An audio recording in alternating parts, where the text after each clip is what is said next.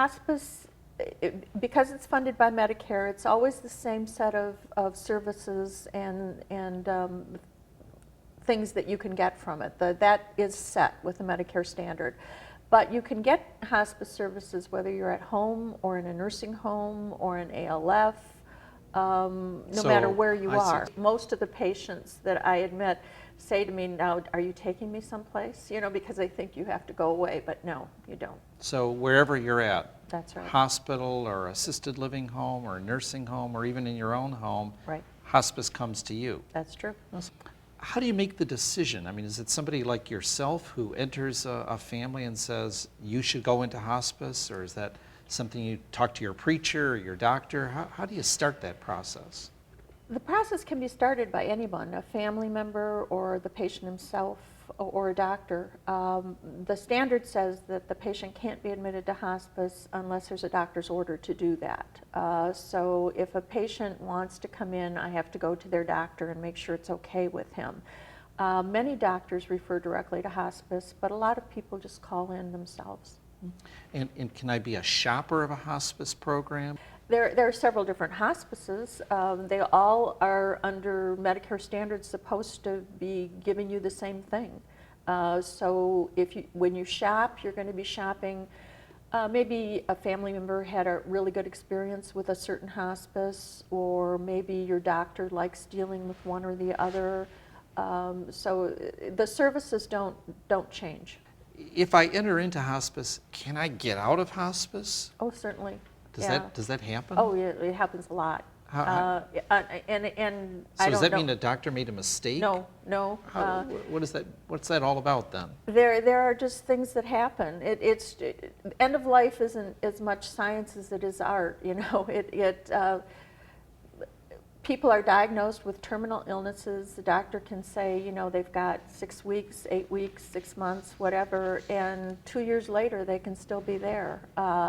And sometimes they'll say they have 6 months and they only have 6 days left. There is a whole lot to do with the patient's will and other things that's going on besides just that diagnosis. So, are there special things that I have to buy, or do I have to remodel my home, or what's the process if I decide, okay, hospice can come to my home? What does that mean?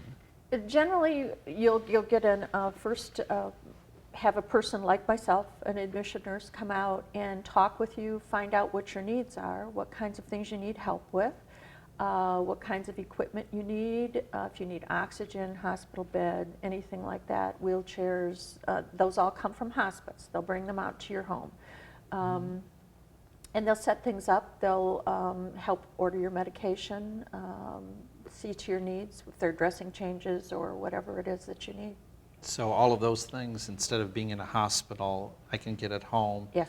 And then how often does someone like yourself, are you there 24 hours a day, or how's that staffed? Hospice services are visit services. A nurse will come out for a visit. She'll be there an hour, maybe 2. A nurse's aide will come out for a visit. She'll do a bath, maybe wash your hair, change your bed, and then she's gone. There aren't hospice services that come out and stay 24 hours a day.